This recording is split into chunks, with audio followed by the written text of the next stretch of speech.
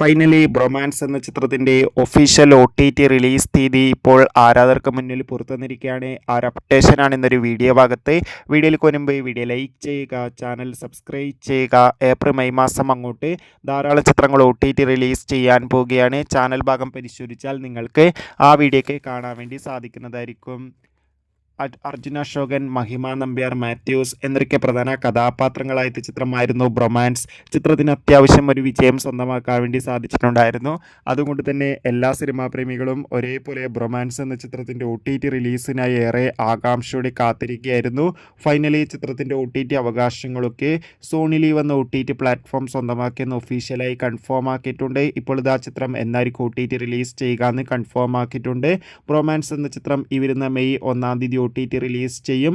മലയാളം, ഹിന്ദി, തമിഴ്, തെലുങ്ക് തുടങ്ങിയ ഭാഷയിലായിരിക്കും ചിത്രം OTT release ചെയ്യാൻ പോകുക. കാത്തിരിക്കാം. ബ്രൊമാൻസ് എന്ന ചിത്രത്തിൻ്റെ കൂടുതൽ അപ്ഡേഷൻ അറിയാൻ വേണ്ടി അടുത്തൊരു വീഡിയോയിൽ കാണും വരെ അവർക്കും ബൈ.